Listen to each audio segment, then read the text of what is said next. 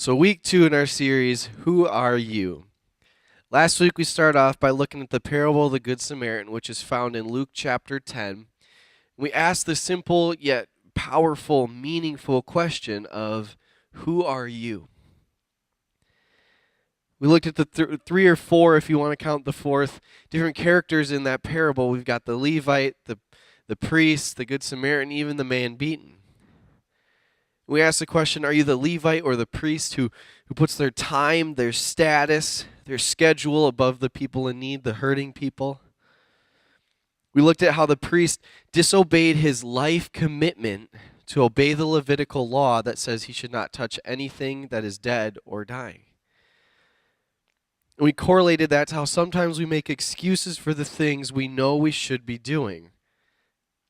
See, sometimes, just like the priest who has committed his life to serving people, walks right by. Why? He made an excuse. He didn't want to have to go through the process of becoming ceremonial clean again. See, sometimes are we making those excuses for the things that we know we should be doing? We asked, are you like the Good Samaritan, who is helping people regardless of how they look, how they smell, what college basketball team they root for, go blue? See, the Samaritan history is very interesting. Last week we looked at how the Samaritans came to be. The Samaritans came to be because back in the day, way back when, King Nebuchadnezzar was in control of Israel, and he basically forced the Jews and Gentiles to be married together. And out of that marriage, there came these Samaritans. So no one likes them. They're neither Jew nor Gentile. They're exiled, banished. I mean, the man of the law we read in the parable of the Good Samaritan can't even say his name. He says, the one who had mercy on him. See, that's the guy that stepped out and helped. That's the man who showed mercy. Despite of being treated the way that the Samaritans were treated, being exiled, being hated, the Samaritan put aside all that and saw the need. See, sometimes we fluctuate between the three. Between the man who was beaten, the Good Samaritan, or the Levite and the priest. See, sometimes we kind of go back and forth between them. Why? It's just human nature. We fail, we mess up, we ask for forgiveness. But see, my next question would be, what's your legacy? A legacy is something that lasts much longer than we will. I love the legacy that my grandpa left for me. Well, for me and my family. See, there's some of you in the room who had the privilege and the blessing of getting to know my grandpa, or you knew of him, and you knew that his heart was a pure heart. His heart was devoted to God, his family. He loved everyone. See, the running joke in our family was always, we can't go anywhere without someone saying, "Oh, Ed, how's it going?" and catching up with him and add 15 minutes to a half hour to whatever we're doing. Because that's the man he was. He taught us how to fish, how to play pool. There's always some kind of connection to God. You knew something was coming, or you knew you could have done something better when his finger came out. See, that's the legacy that I live in. One of my old pastors used to tell this joke, kind of in connection to my grandpa. So it's theoretical, and him and my grandpa are going to Italy. So they're in the airport, and someone stops them. "Oh, Ed, how's it going? Haven't seen you in a while." And he's just standing there. "What? How do you know this guy?" Same thing on the plane. They get on the plane. "Oh, Ed, it's good to see you." On the way to the Vatican, someone stops them. Same thing. And then when they get to the Vatican, Grandpa disappears. Joe just thinks, "Oh, he's just behind me in the crowd, whatever, and I'll find him after." Next thing he knows, he sees my grandpa coming out with the Pope. And in the crowd behind him, he hears, "Who's that guy walking out with Ed Eliason?" So see, that's the legacy I live in. I live in a legacy where at North Central I could throw my grandpa's name around and people be like, "Oh, Ed, how's he doing?" A legacy filled with love for God and people. That's what I get to live in. So what's your legacy? When you're gone, when you fade away, is the air you breathe, your only legacy? Is the air you breathe your only legacy? Our legacies are forever. See, life is kind of like driving a boat. You're driving this boat, driving through life. You come across another boat, got to swerve around them. Come across a sandbar, got to move around it. How many of you have looked behind as you're riding in a boat or whatever, and what do you see behind you? There's a wake. See, our legacies are like that wake, that as we're going through this life, as we're making decisions, moving around things, our wake follows with us. And depending on what kind of legacy you're leaving, what kind of legacy you live in, depends on what the wake does. Our legacies that we leave are just like those wakes. Are we leaving a wake that's reflective of God's love, God's grace, and His mercy? Are we leaving a wake that has a different kind of influence? Are we leaving wakes where people get affected, but affected in the wrong way? See, there's two key components to our legacy, to the legacy we leave. There's two things that really kind of structure why we leave a legacy. The first thing is obviously our actions. Our actions are the biggest thing that create our wake. I mean, as you're driving a boat, what controls your wake? How you're turning, what you're doing. Same thing in our lives. What's controlling our legacy? What we do, our actions. Our actions control our legacy. In the passage of the Good Samaritan's actions spoke louder than his words. His actions spoke louder than the other two. His actions spoke louder than the priest and the Levite who just walked by. See, without the Good Samaritan's actions, we wouldn't even have the parable, right? His actions are the story. His actions are his legacy. Let's look at what he did. Luke 10, verse 35. Then a despised Samaritan came along, and when he saw the man, he felt compassion for him. Going over to him, the Samaritan soothed his wounds with oil and wine and bandaged them together. Then he put the man on his own donkey, took him to an inn where he took care of him. The next day he handed the innkeeper 2 silver coins, telling him, "Take care of this man. If his bill runs higher than this, I'll pay you the next time I'm here." So there's 8 things really that the Good Samaritan did. 8 actions. Some of them overlap in terms of like your categories of what he does, but there's still 8 things that he does, his actions that we can learn from. I got to give credit where credit is due. These 8 principles or 8 teaching points, they came from a different kind of twist on it or different look on it in a biblical principles of evangelism class that I took at North Central.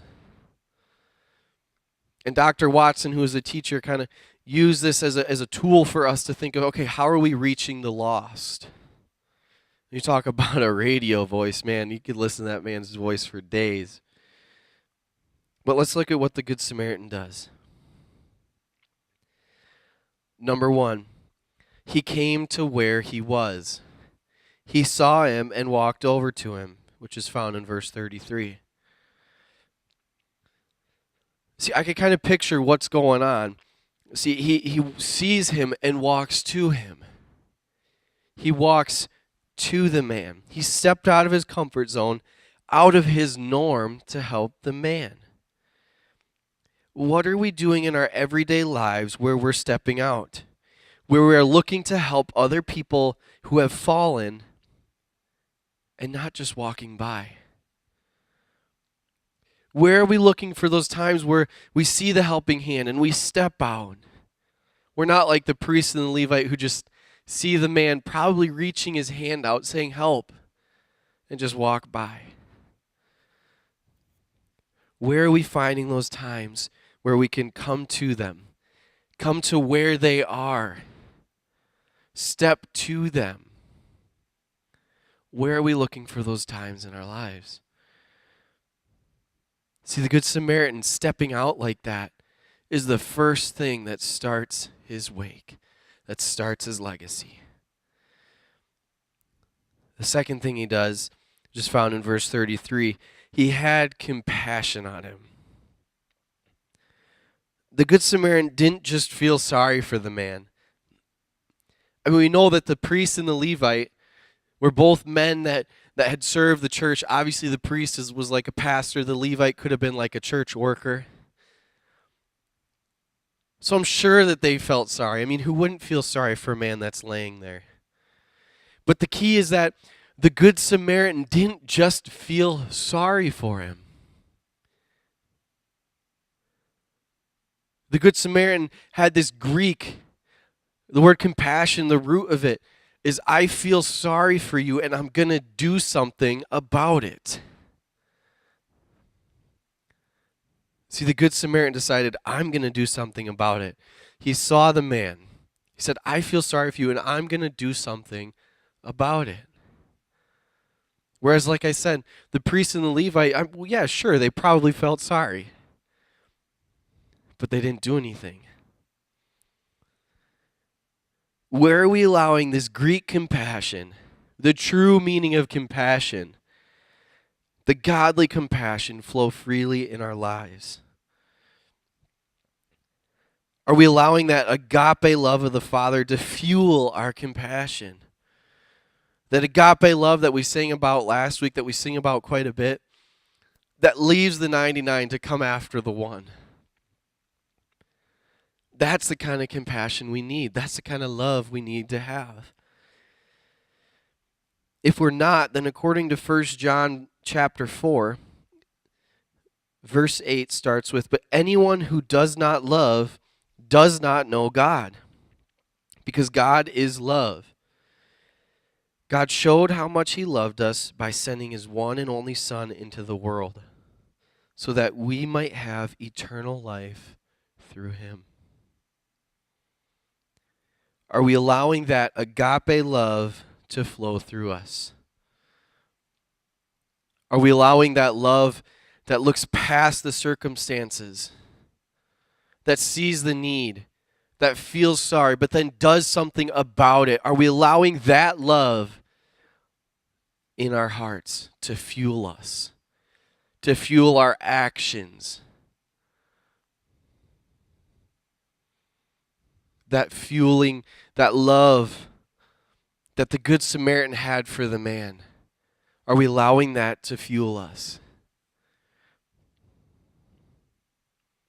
The third thing he does, which is found in verse 34, he went to him.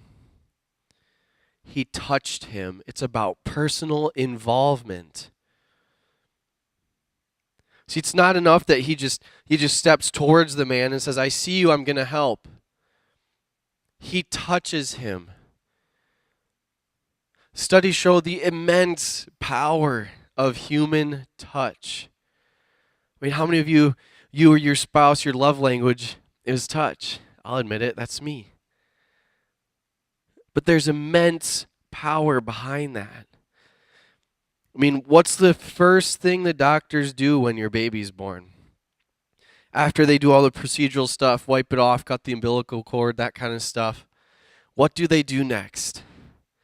They take the baby, give it to the mother, and have her place it right on her chest so that the baby can feel the mother's skin, because human touch is important. stepping out of our comfort zone, stepping to people, touching, helping that way, not just from afar. But are we allowing the security of distance to cripple our attempts to see God move in someone's life? Are we allowing the security of distance to cripple our attempts to see God move in someone's life? What are we doing about that distance? Do we just leave it? Do we leave it because it's comfortable? Or are we stepping out of that secure place and allowing that agape love to flow through us?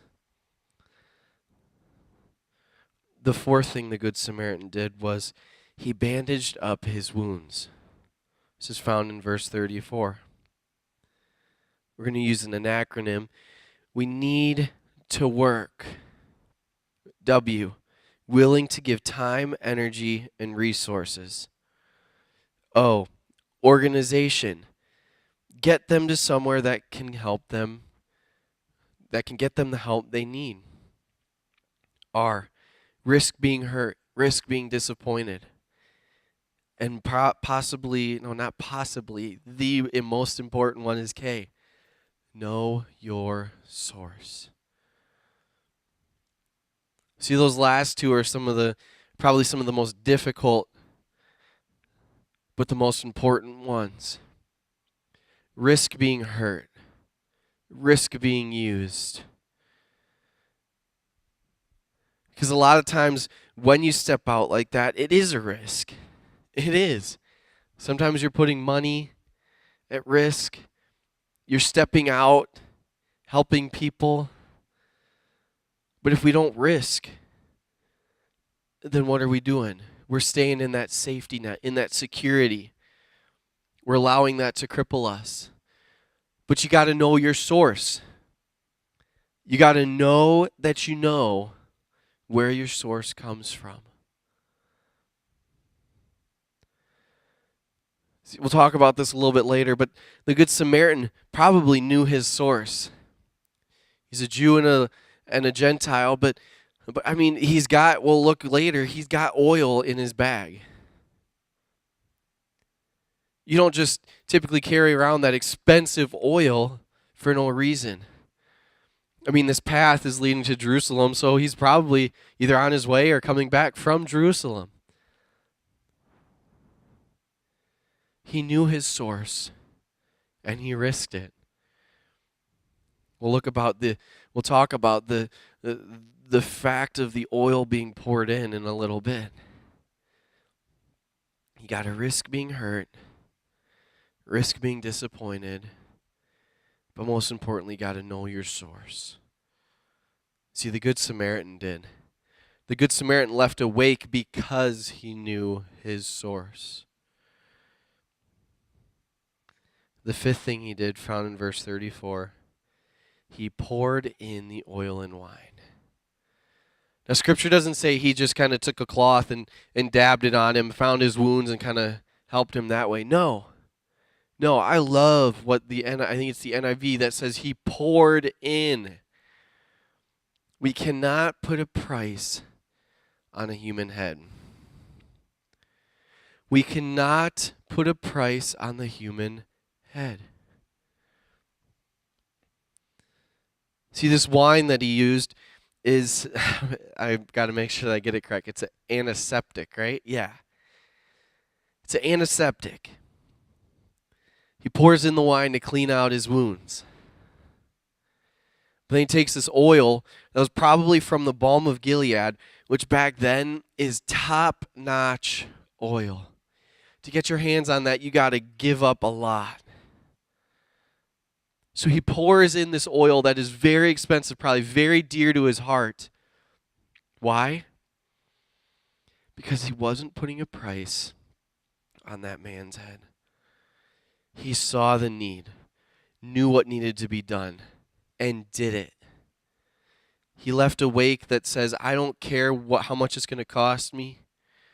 I don't care if you're just going to He could have robbed him after. The Good Samaritan risked it all to help that man. Are we putting a price on a human head? Are we allowing our finances to hold us back? Do we not understand who our source is?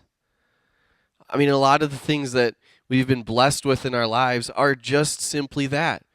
They're a blessing from God, right? They're a blessing. And as we're going through this life, making our way, driving our boat, what are we doing? What are we doing? Are we keeping all that to ourselves? Or do we see the need, act on it, risk being hurt, risk being disappointed? But we know that God's got a plan because He's the source. The Good Samaritan did. The sixth thing he did was he put him on his own donkey. This is found in verse 34. Here's that personal involvement again.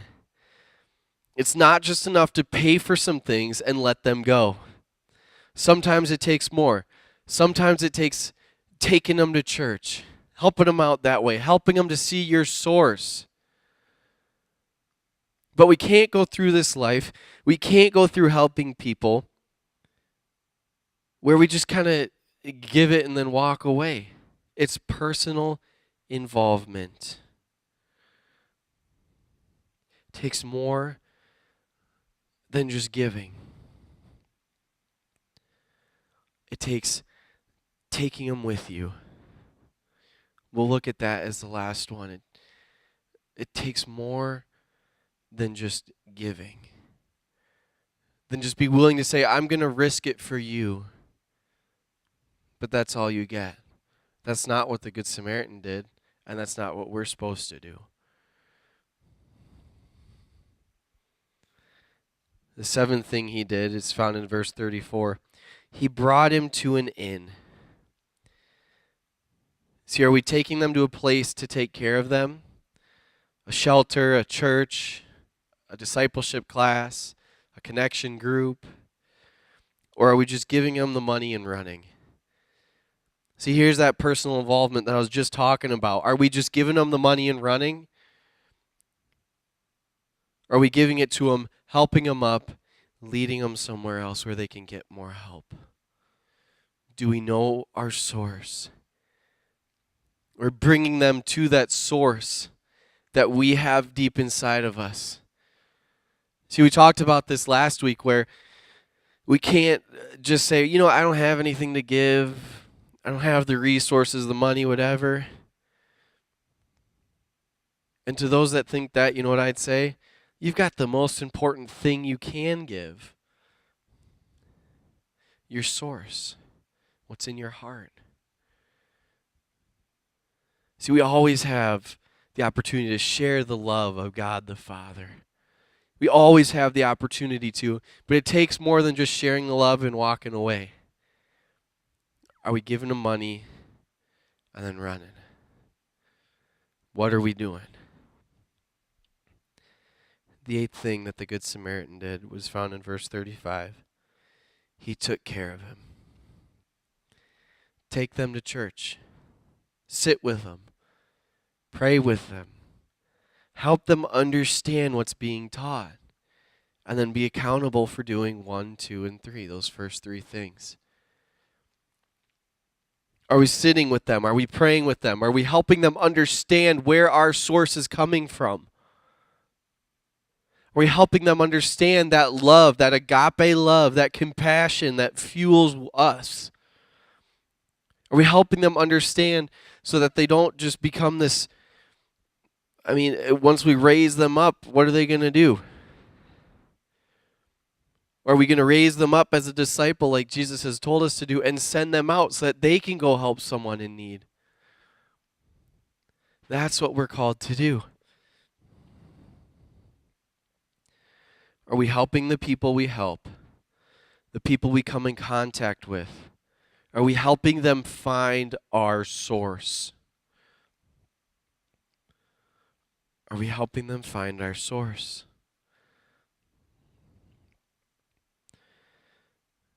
The Good Samaritan's actions set up his legacy. The Good Samaritan's actions are the reason this story exists. Without the Good Samaritan doing anything, Jesus' story is meaningless. I mean, let's be honest. I mean, the Good Samaritan says a whole, 6 to 8 words in this passage, in this parable. Without his actions creating that wake, creating his legacy, it's meaningless.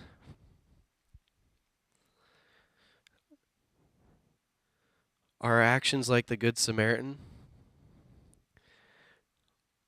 Or are our actions filled with rage, hatred, anger, and the list goes on and on?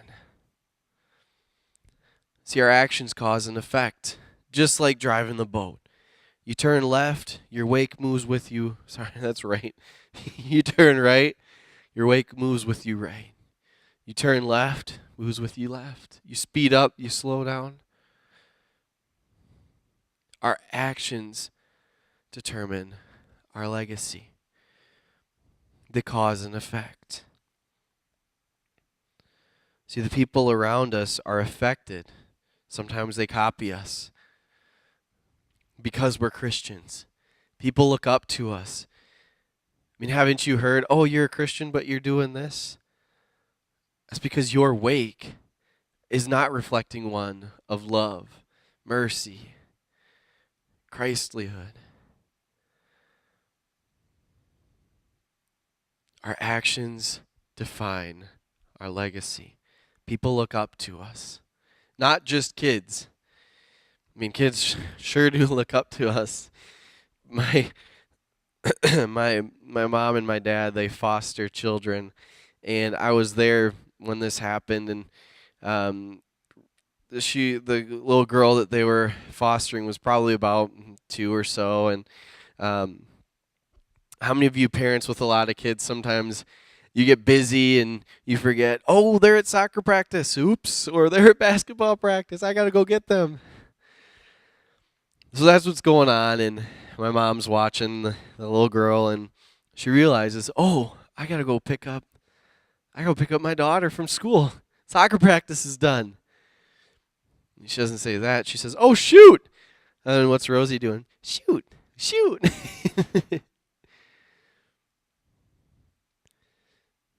See, not only do children follow our actions, but other people do too.